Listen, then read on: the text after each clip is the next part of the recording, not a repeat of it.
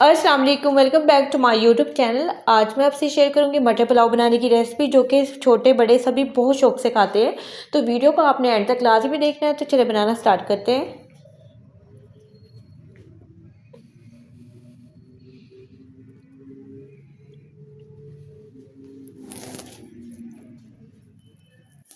मटर पुलाव बनाने के लिए यहाँ पर सबसे पहले हमें चाहिए एक खुला बर्तन। कोई भी आप ले सकते हैं, पतीला ले लें या कोई भी, मैं कढ़ाई में बना रही हूँ। तो यहाँ पर आधा कप हमें ऑयल चाहिए।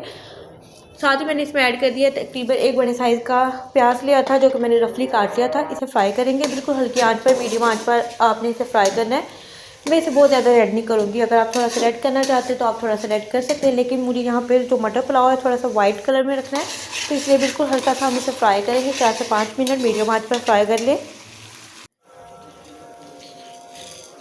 तो यहाँ पर प्याज को फ्राई होते हुए तकरीबन 3 से 4 मिनट हो गए थे। और यहाँ पर मैंने 1 टेबलस्पून गर्म मसाला लिया, साबुत गर्म मसाला मैंने इसमें ऐड किया है, और जिसमें काली मिर्चें और थोड़ा सा ज़ीरा और थोड़ी सी दालचीनी और एक बड़ी इलायची थी।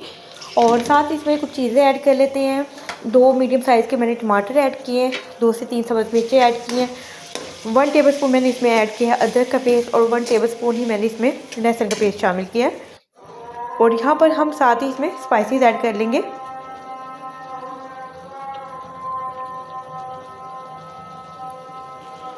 हाफ़ टी स्पून जाएगी इसमें रेड चिली पाउडर,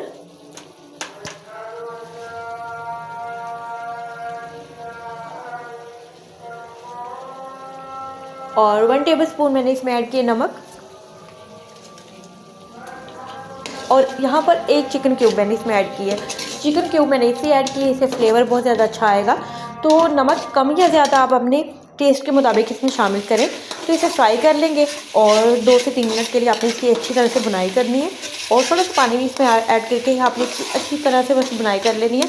और यहाँ पर साथ ही मैं इसमें मटर ऐड कर दूँगी, जो कि मेरे पास आधा किलो मटर थे। और चावल भी मैंने आधा किलो लिए हैं, और चावल आधा घंटा पहले मैंने साफ़ करके उसे भिगो कर रख दिया है।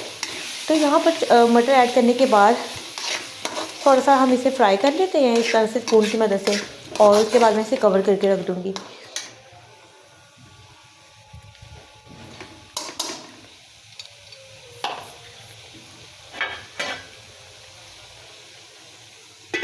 तो यहाँ पर कवर करने के बाद 3 से 4 मिनट मैंने इसे कवर करके रखा था, और इसे कवर करके मैंने बिल्कुल आँच को बिल्कुल लो पर कर दिया था। टमाटर जो थे वो इसमें गल चुके हैं, और जो थोड़ा सा पानी इसमें था वो भी इसका ड्राई हो चुका है। तो अब हम इसमें पानी ऐड करेंगे। पानी मैं यहाँ पर तकरीबन मैंने यहाँ पर 2 से ढाई गिलास पानी ऐड किया था, या आपने इतना पानी ऐड करना है कि आपके चावल जो हैं वो थोड़े से उसमें डूब जाएँ। बहुत ज़्यादा आपने ओवर इसे नहीं भर देना पानी के साथ। तो कम या ज़्यादा आप अपने हिसाब से इसमें पानी ऐड करें।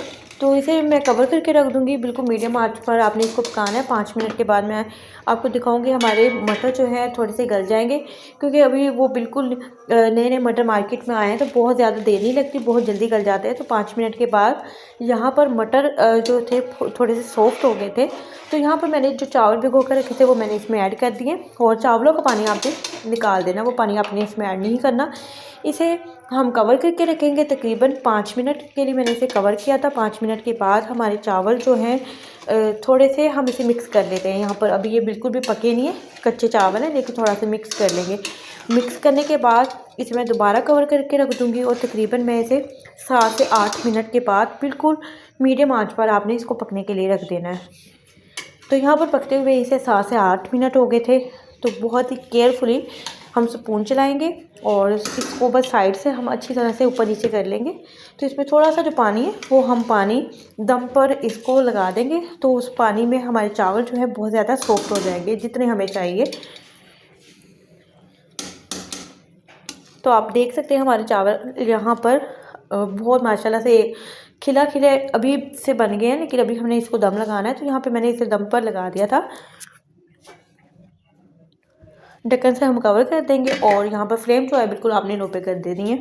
तकरीबन मैंने 10 मिनट इसे दम दिया था, और बिल्कुल लो फ्लेम पर दिया था। और हमारे जो चावल हैं माशाल्लाह से बहुत ही ज़बरदस्त यहाँ पर रेडी हुए हैं। बहुत ही खिले खिले से चावल तैयार हुए हैं।